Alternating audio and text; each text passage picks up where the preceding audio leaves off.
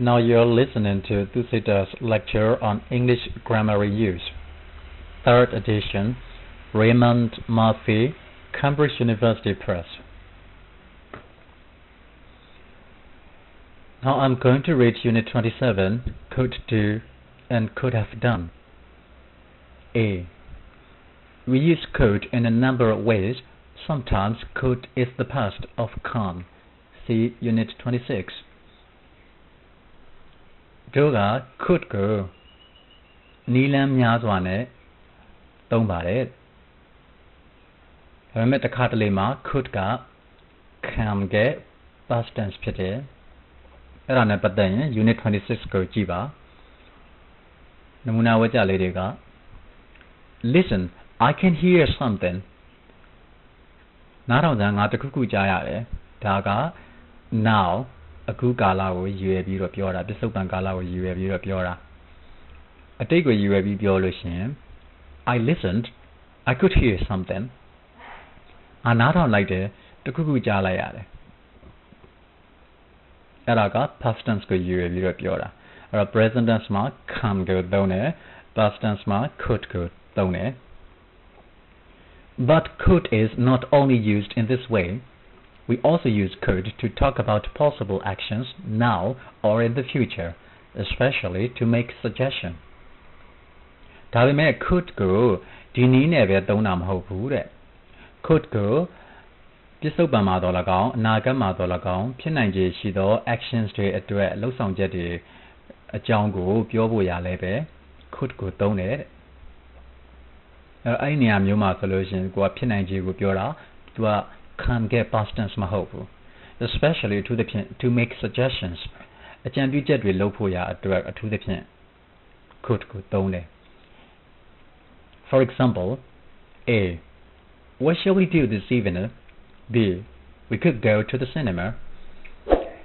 ဒီညနေတို့ဘာလုပ်ကြမလဲ evening ကများသောအားဖြင့်ညကိုရည်ရွယ်ပြီးပြောတာညဦးပိုင်းလို့ဒီညဘာလုပ်ကြမလဲပေါ့ We could go to the cinema ရုပ်ရှင်သွားလို့ရတာပဲဒါ suggestion ပေးတာကိုအကြံပြုချက်လေးပေးလိုက်တာအဲ့မှာ could ကိုသုံးတယ်ဒါဟာ past tense မဟုတ်ဘူးနောက်တစ်ခု When you go to Paris next month you could stay with Julia Yes I suppose I could နောက်လာမင်း Paris ကိုသွားလို့ရှိရင် Julia နဲ့နေလို့ဖြစ်တာပဲဒီမှာ could ကိုသုံးတယ်ဒါလည်းပဲ past tense မဟုတ်ဘူးအနာဂတ်မှာဖြစ်နိုင်ခြေရှိတာကိုပြောတာYes, I suppose I could. ငါလည်းအဲ့လိုနေနိုင်တယ်လို့ထင်တာပဲ I suppose ကငါထင်တာပဲအဲ့မှာလဲ I could က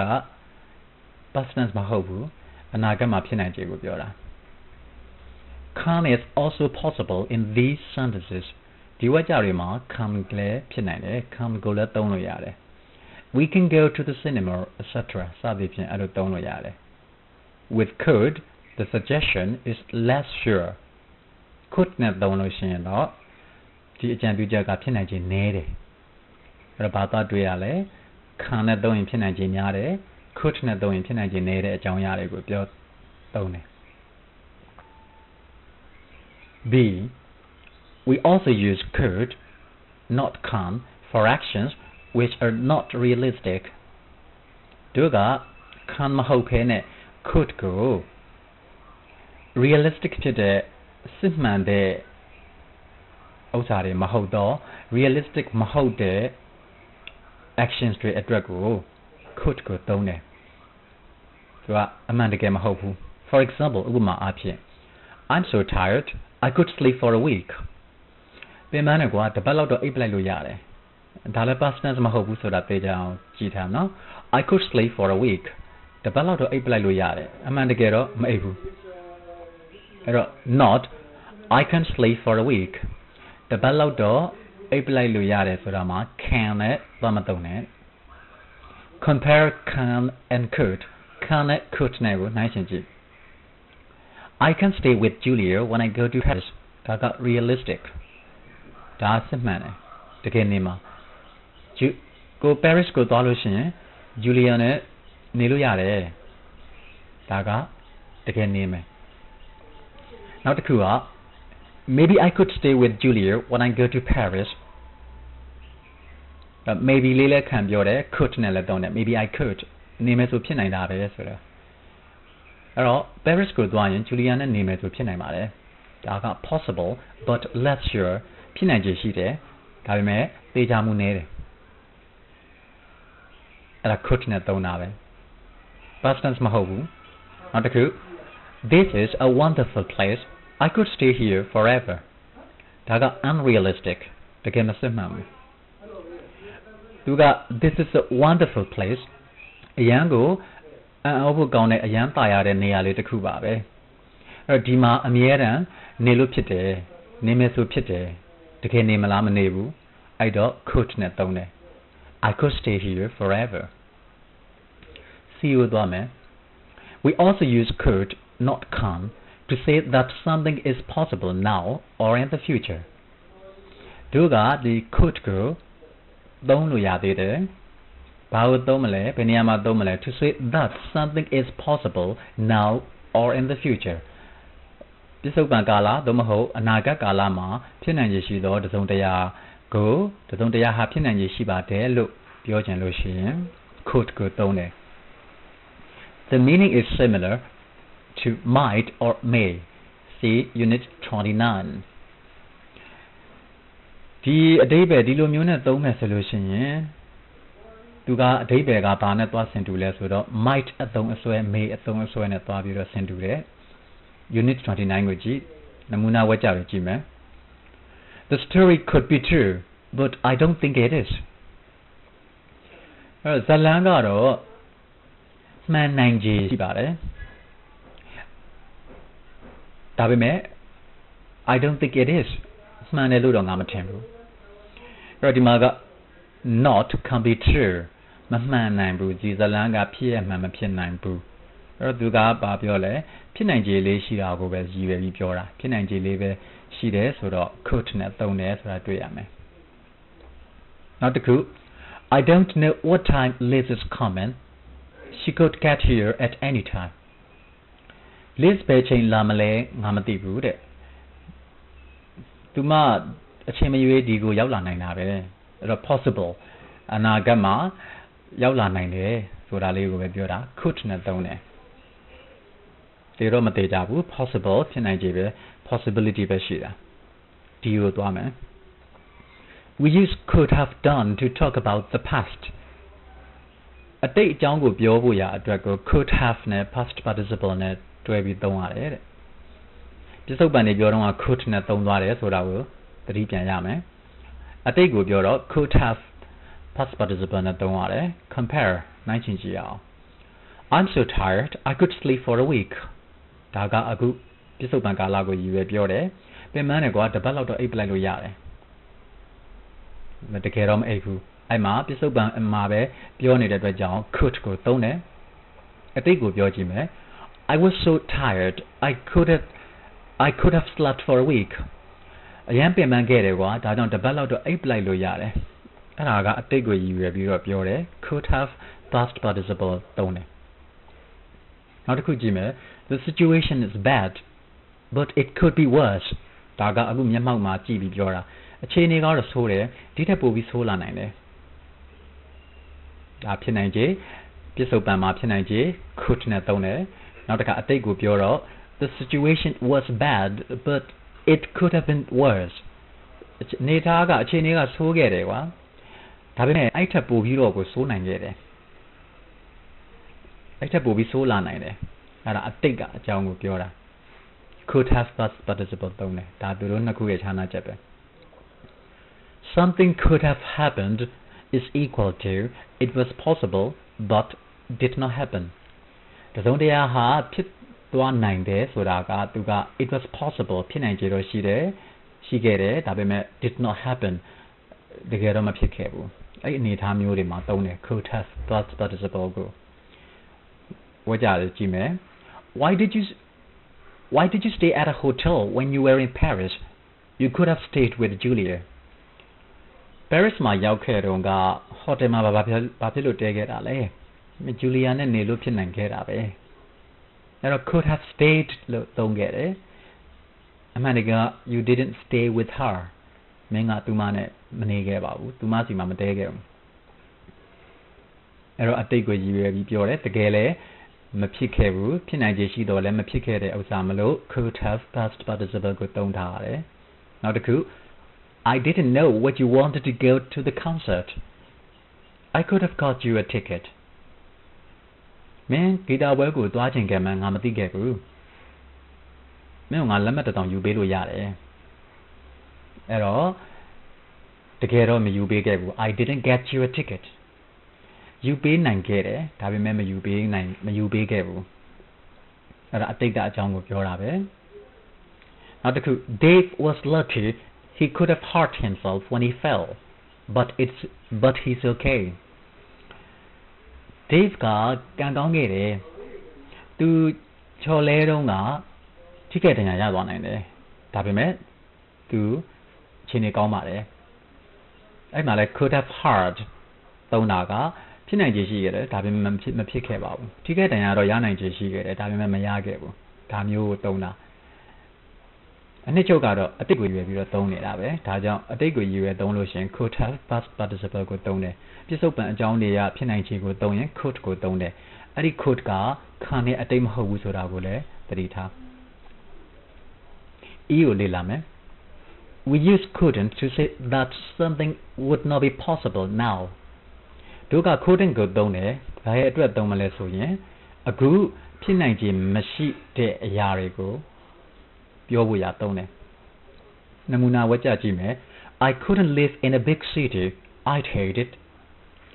ငါမြို့ကြီးတစ်မြို့မှာနေဖို့မဖြစ်နိုင်ဘူးမနေချင်ဘူး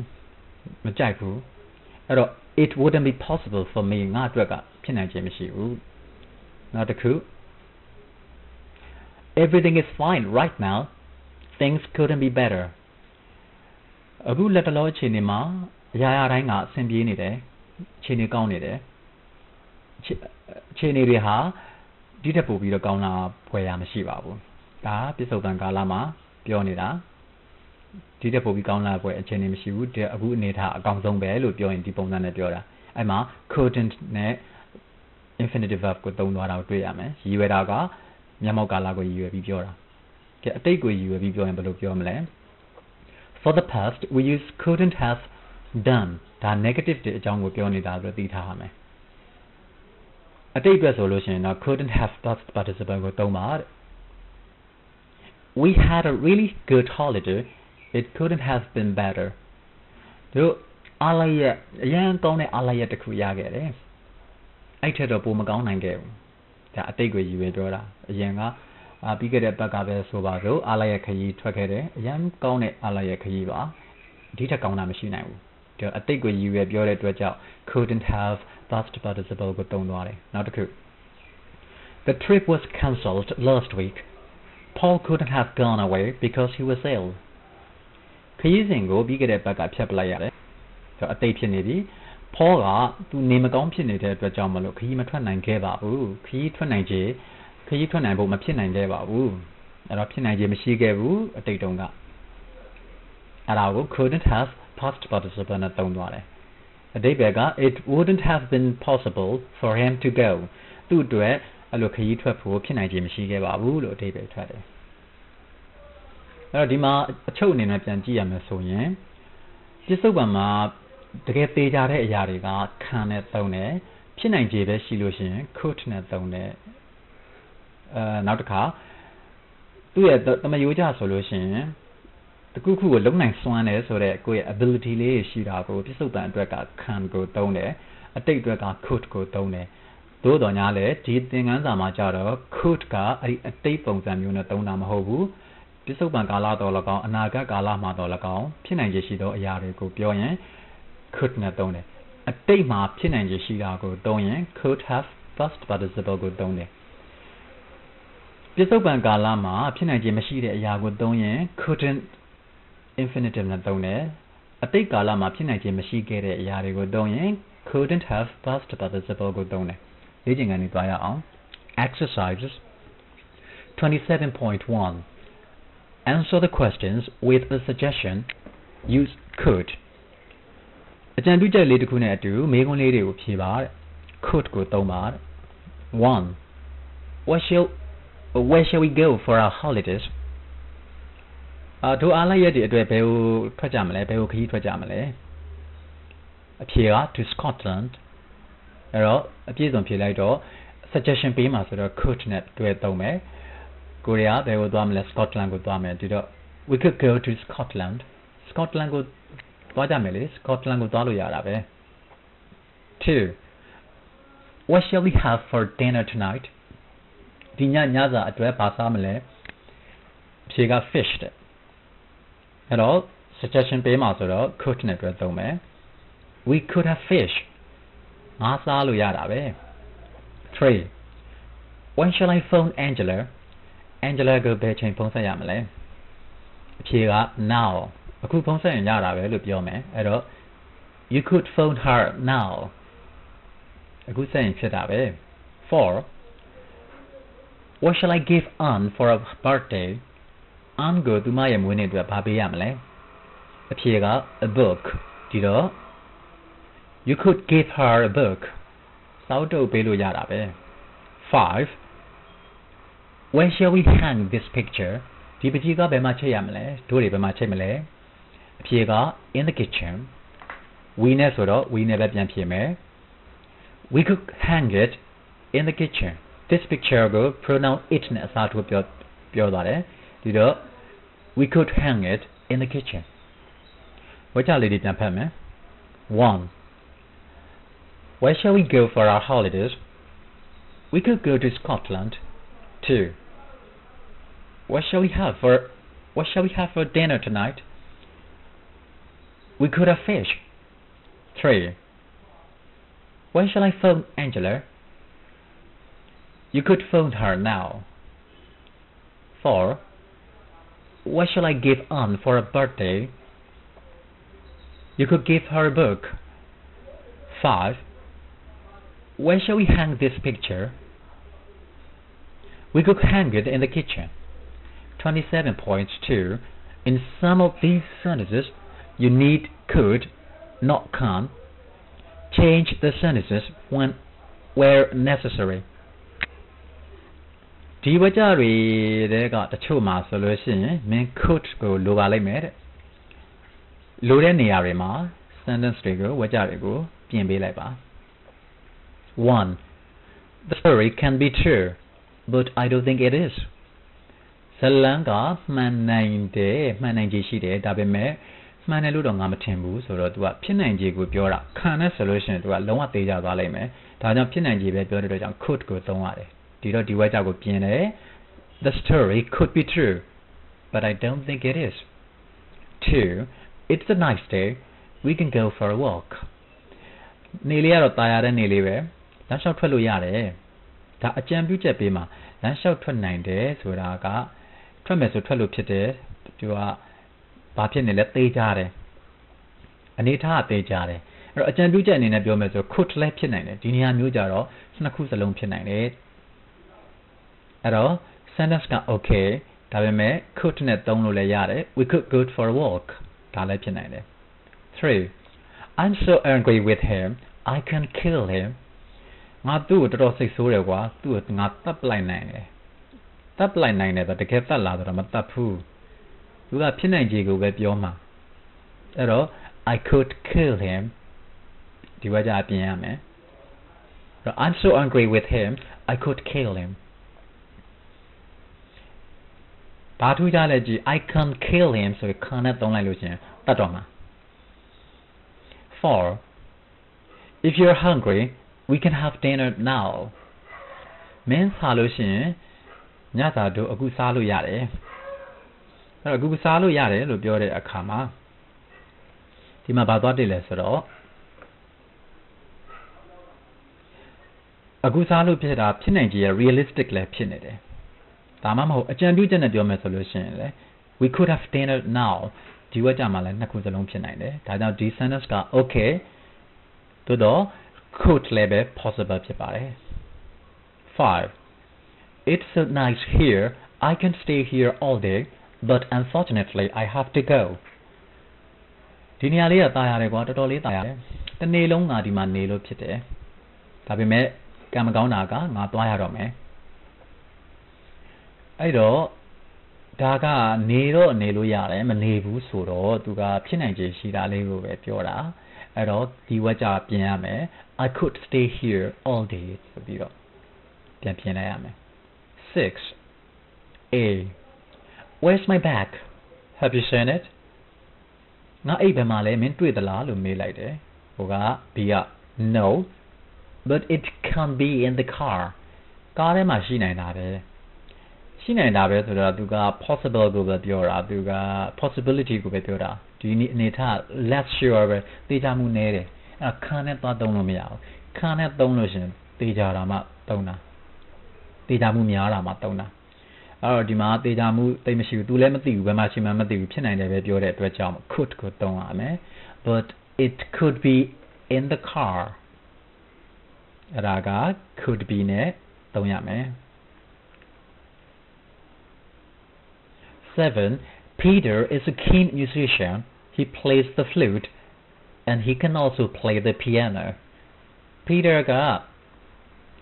အရန်ကိုဝါသနာထုံပြီးတော့အရန်တက်ကြွတဲ့ဂီတသမားတစ်ယောက်ဖြစ်တယ်အရန်ကိုပါရမီရှိတဲ့ဝါသနာထုံတဲ့ဂီတသမားတစ်ယောက်ဖြစ်တယ်အဲ့ဒါ keen နဲ့သုံးတယ် He plays the flute သူပလွေလဲမှုတ်တတ်တယ် and he can also play the piano ပြီးတော့စံတရားလည်းတီးတတ်တယ်ဒါကသူ့ရဲ့အရေးချင်းကိုပြောတာဒါတော့ဒီဝက်ကြက okay he can also play the piano ဆိုခံနဲ့သုံးသွားတယ်ဒါကြောင့်ဒီဝက်ကြက okay ပြင်စရာမလိုဘူးဖြစ်နိုင်ခြေကိုပြောတာမဟုတ်ဘူးသူကတကယ်စွမ်းနိုင်တာ realistic ဖြစ်တယ် number 8 A I need to borrow a camera B you can borrow mine ကင်မရာတစ်ခုတော့ငါငှားဖို့လိုအပ်တယ်အဲ့တော့နောက်တစ်ယောက်ကပြောတယ် you can borrow mine ငါကင်မရာမင်းငှားလို့ရတာပဲဆိုဒါ realistic သူတကယ်ငှားမှာအဲ့တော့ခံလာလည်းဖြစ်တယ်အကြံပြုချက်နဲ့ပြောမယ်ဆိုလို့ရှင် could လည်းဖြစ်တယ်အဲ့တော့ဒီဝက်ကြက okay could လည်းပဲအဲ့ဒါ possible ဖြစ်ပါတယ် 9 the weather is nice now but it can change laterရာသီဥတုကအခုတော့ပါရနေတယ်ဒါပေမဲ့တော်ကြာရင်ပြောင်းလဲသွားနိုင်တယ်ဆိုတာကိုကခံမှန်းခြင်းနဲ့ပြောတာသူက sure thing မဟုတ်ဘူး less sure ဖြစ်တာအဲ့တော့ခံမှန်းခြင်းနဲ့ပြောတာဆိုဖြစ်နိုင်ခြေရှိတယ်ပေါ့ဒါဆိုရင်ခံတဲ့ကမဖြစ်နိုင် could ပဲသုံးရမယ်ဒါကြောင့် it could change later အဲ့တော့ဝက်ချအမှန်လေးတွေပြန်ဖတ်ပြမယ် 1 The story could be true, but I don't think it is. 2. It's a nice day. We can go for a walk, or we could go for a walk. 3. I'm so angry with him, I could kill him. 4. If you're hungry, we can have dinner now, or we could have dinner now. 5. It's so nice here, I could stay here all day. But unfortunately, I have to go. 6. Where's my bag? Have you seen it? No, but it could be in the car. 7. Peter is a keen musician. He plays the flute, and he can also play the piano. 8. I need to borrow a camera. You can borrow mine, or you could borrow mine. 9. The weather is nice now, but it could change later. 27.3. Complete the sentences. Use could or could have plus a suitable verb. ဝါကြလေးတွေကိုဖြည့်ပေးပါ could ကိုသုံးပါသို့မဟုတ် could have နဲ့တင့်တော်တဲ့ကရိယာတစ်ခုခုတွဲပြီးတော့သုံးပါ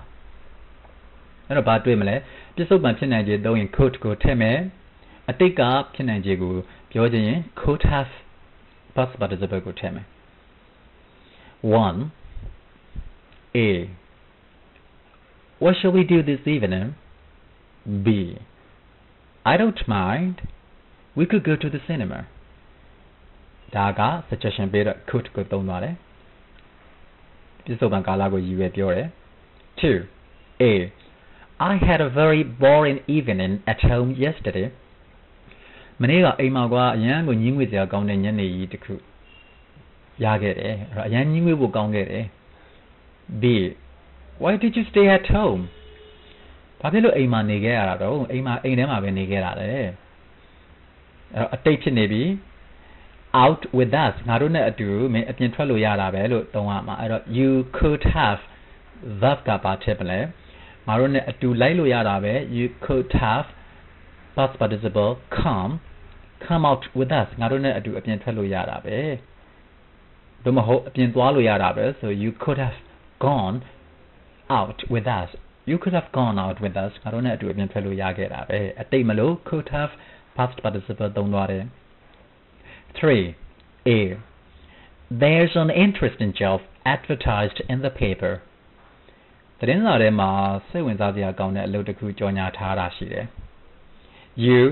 saw it အဲ့တော့ရှိတယ်ဆိုတော့အခုမျက်မှောက်ပြောနေတာအဲ့တော့မင်းအဲ့ဒါကိုဘာဖြစ်မလဲ for လေးနဲ့တွေ့တော့ဒါ apply နဲ့တွဲဖို့များနေတယ်မင်းလျှောက်လို့ရတာပဲဆိုတော့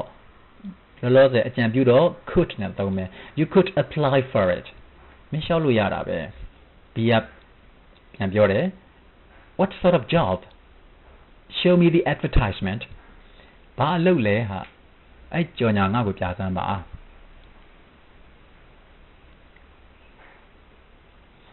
နောက်တစ်ခါ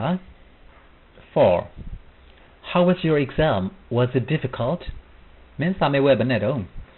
ခက်သလားအတိတ်ကိုရည်ရွယ်ပြီးတော့မေးသွားတယ် B It wasn't so bad သိမဆိုးခဲ့ပါဘူးကွာအတိတ်ဆိုတော့ဘာနဲ့လာမလဲ It could have နောက်က was က adjective ဆိုတော့ be ဝင်မယ်ဒါပေမဲ့ past participle သုံးရမယ် It could have been worse အဲ့တဲ့ပိုဆိုးရင်တော့ဆိုးသွားနိုင်တယ် sorry သူက It wasn't so bad သိချင်နေမဆိုးခဲ့ပါဘူးအဲ့တော့သိချင်နေမဆိုးခဲ့ပါဘူးဆိုတဲ့အခါကျတော့ sorry အဲ့ဒါမှန်တယ်သိချင်နေမဆိုးခဲ့ပါဘူးကွာဒီထက်ပိုဆိုးရင်တော့ဆိုးနိုင်ခဲ့သေးတယ်အဲ့ဒီနေထားမျိုးပြောမှာအဲ့တော့ it could have been worse ဒီတဲ့တော့ပိုဆိုးရင်ဆိုးနိုင်သေးတာဒါပေမဲ့မဆိုးခဲ့ဘူးဟိုဘက်မှာပြောခဲ့တဲ့အတိုင်းပဲ could have နဲ့ past participle သုံးတာဖြစ်နိုင်ကြတော့ရှိခဲ့တယ်ဒါပေမဲ့မဖြစ်ခဲ့ဘူး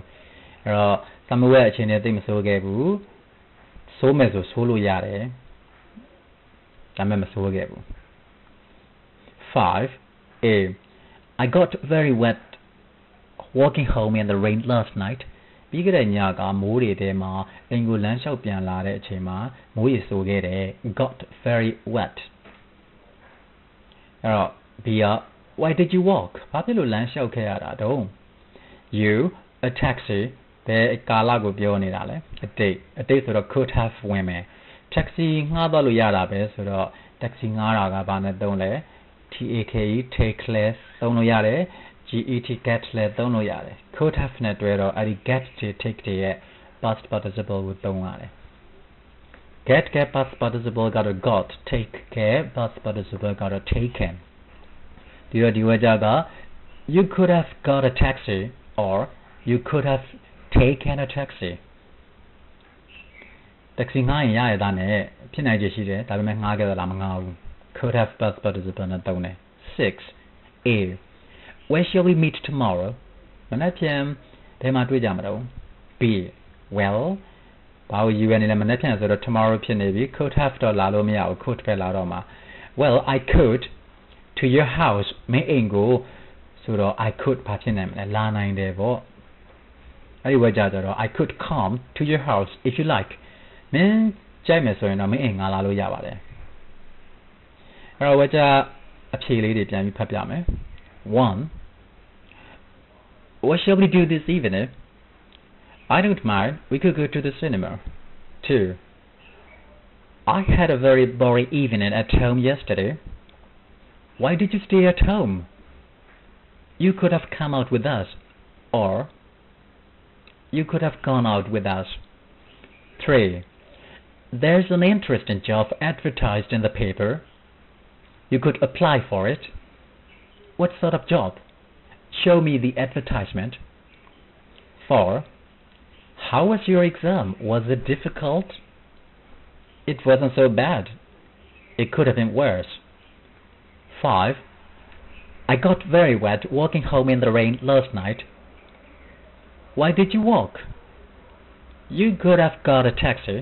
or you could have taken a taxi. 6. Where shall we meet tomorrow? Well, I could come to your house if you like. 27.4 Complete the sentences. Use couldn't or couldn't have plus these verbs in the correct form. ဝကြတွေကိုဖြည့်ပါ couldn't သို့မဟုတ် couldn't have နဲ့ခွင်းအခုအောက်မှာပေးထားတဲ့ကရိယာတွေနဲ့တွဲပြီးတော့သုံးပါ in the correct form မှန်ကန်တဲ့ပုံစံနဲ့သုံးပါ verb တွေက be နှလုံး come find get live where အဲ့ဒါတွေပေးထားတယ် 1. I couldn't live in a big city. I'd hate it. မျိုးကြီးတစ်မျိုးမှာငါနေဖို့မဖြစ်နိုင်ဘူးအဲ့လိုနေရာမှာမကြိုက်ဘူး 2. We had a really good holiday. It couldn't have been better. အရန်ကိုကောင်းတဲ့အားလရဲ့ခရီးတစ်ခုငါတို့ထွက်ခဲ့တယ်အဲ့ထက်ပိုမကောင်းနိုင်ခဲ့ဘူးအဲ့ထက်ပိုကောင်းတာမဖြစ်နိုင်ခဲ့ဘူးအဲ့တော့အကောင်းဆုံးတစ်ခုဖြစ်ခဲ့တယ်ပေါ့အဲ့မှာ negative သုံးသွားတယ် couldn't have been better. 3. I that had အဲ့ဒီအုတ်ထုပ်ကိုဘာဖြစ်နိုင်မလဲအဲ့အုတ်ထုပ်ငါဆောင်းလို့ရတယ်ပေါ့ဆောင်းလို့ရတယ်ဒါပေမဲ့မဆောင်းခဲ့ဘူး I'd look silly ငါယူကြောင်ပုံစံပေါက်နေမှာခက်ကြောင်ပုံစံပေါက်နေမှာ I would look ပေါ့ I'd look silly and people would laugh at me လူတွေကငါ့ကိုရီလိုက်မယ်အဲ့အုတ်ထုပ်ဆောင်းမယ်ဆိုရင်ဆောင်းလို့ရတယ်ဒါပေမဲ့လူတွေကငါ့ကိုရီမှာငါလည်းခက်ကြောင်ပုံစံပေါက်ပြီးတော့လူတွေကငါ့ကိုရီလိုက်မယ်အဲ့တော့ဆောင်းမယ်ဆိုဆောင်းလို့ရမယ်လို့ပြောလို့မဖြစ်ဘူးဒီမှာအဲ့အုတ်ထုပ်ဆောင်းလို့မဖြစ်ဘူးအဲ့ဒါပုံစံကခက်ကြောင်ပေါက်ပြီးလူတွေငါ့ကိုရီလိုက်မယ်ဒီပုံစံနဲ့ရေးရမယ်အဲ့တော့ဆောင်းလို့မဖြစ်ဘူး couldn't နဲ့သုံးမယ် I couldn't wear that hat အတိတ်မဟုတ်ဘူး couldn't ကိုသုံးလို့အတိတ်လို့တော့မထင်နဲ့ဒါဟာဖြစ်နိုင်ခြေကိုပြောတာ couldn't သုံးတော့ဖြစ်နိုင်ခြေမရှိဘူးအဲ့အုတ်ထုပ်ဆောင်းလို့မဖြစ်ပါဘူးကွာလို့ပြောတာအဲ့တော့ I couldn't wear that hat. 4. We managed to find the restaurant you recommended but we ate without the map that you drew for us. We managed to နဲ့သုံးတာကကိုလုံးနိုင်ခဲ့တယ်ဆိုတဲ့ပုံစံမျိုး managed to find တော့ရှာတွေ့ခဲ့တယ် We managed to find the restaurant you recommended မင်းညွှန်းလိုက်တဲ့စားသောက်ဆိုင်ငါတို့ရှာလို့တွေ့ခဲ့တယ် but ဒါပေမဲ့ we ate အဲ့တော့ we ရှာလို့တွေ့ခဲ့တယ်ဆိုတော့အတိတ်ဖြစ်နေပြီဒီမှာအဲ့တော့ couldn't have ဝင်တော့မယ်မဖြစ်နိုင်ခဲ့ဘူးဖြစ်နိုင်ခြေရှိမှာမဟုတ်ခဲ့ဘူးအဲ့တော့ we couldn't have ဘာဖြစ်မလဲ ate without the map ဒီမြေပုံမပါရင် that you drew for us မင်းငါတို့အတွက်ဆွဲပေးလိုက်တဲ့မြေပုံတာမပါလို့ရှိရင်ဖြစ်နိုင်ခြင်းမရှိဘူးဆိုတော့ဒီစားတော့ဆိုင်ကိုရှာလို့တွေ့မှာမဟုတ်ဘူးဆိုတော့အပေါ်က verb တွေက find နဲ့တွဲမယ် couldn't have နဲ့တွဲတဲ့အတွက်ကြောင့် find က past participle found ဖြစ်သွားမယ်ဒီတော့ဝကြက but we couldn't have found it without the map that you drew for us. 5. Paul has to get up at 4 o'clock every morning. Paul ကမနက်တိုင်း4နာရီမှာထရတယ် I don't know how he does it.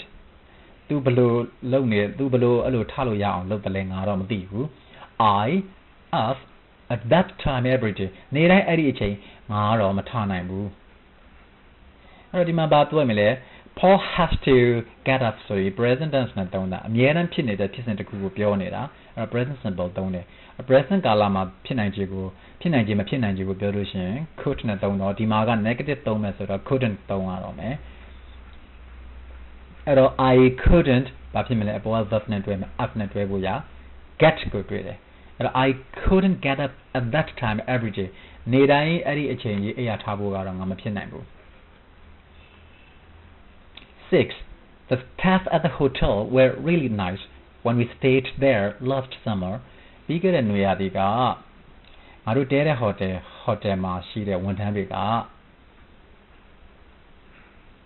အဲ့ဒီဟိုတယ်မှာတို့တဲတော့ကရန်ကိုကောင်းခဲ့ကြပါတယ် They more helpful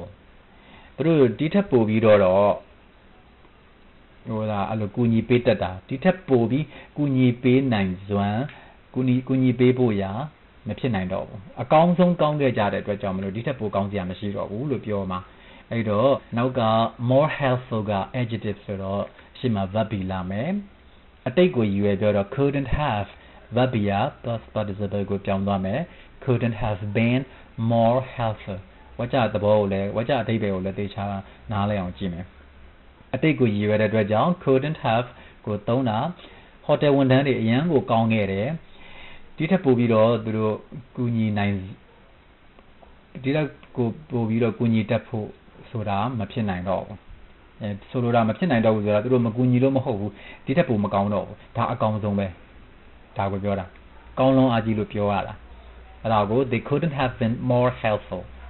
7 I tried to phone you last night we had a party and I wanted to invite you ပြီးခဲ့တဲ့ညကငါမင်းကိုဖုန်းကြိုးစားပြီးဆက်ခဲ့တယ်တို့ပါတီပွဲကျင်းပခဲ့တယ်လေပြီးတော့ငါမင်းကိုဖိတ်ချင်ခဲ့တာအတိတ်ဖြစ်နေပြီ That was nice of you ဟာအဲ့ဒါမင်းတော်သဘောကောင်းတာပါပဲ but ဒါပေမဲ့ I anyway ကိုမဖြစ်နိုင်ခဲ့ဘူးအတိတ်ဖြစ်တော့ couldn't have လာမယ် I couldn't have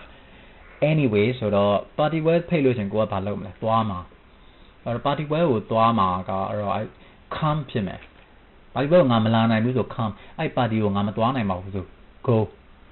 past participle သုံးမှာဆိုတော့ come ကတော့ past participle come go ရဲ့ past participle က gone အဲ့တော့ I couldn't have come anyway ဘယ်လိုပဲဖြစ်ဖြစ်ငါတော့မလာနိုင်ခဲ့ပါလာနိုင်ခြင်းမရှိခဲ့ဘူး I was away all last week ပြီးခဲ့တဲ့အပတ်တစ်ပတ်လုံးငါကခရီးထွက်နေတာလေအဲ့တော့ I couldn't have come or I couldn't have gone anyway ဘယ်လိုပဲဖြစ်ဖြစ်လာနိုင်မှာမဟုတ်ခဲ့ပါဘူးဝါကြလေးတွေပြန်ပြီးဖတ်ပြမယ် 1 I couldn't live in a big city I'd hate it 2 We had a really good holiday it couldn't have been better 3 I couldn't wear that hat I'd look silly and people would laugh at me 4 We managed to find the restaurant you recommended but we couldn't have found it without the map that you drew for us 5 Paul has to get up at 4 o'clock every morning I don't know how he does it I couldn't get up at that time every day 6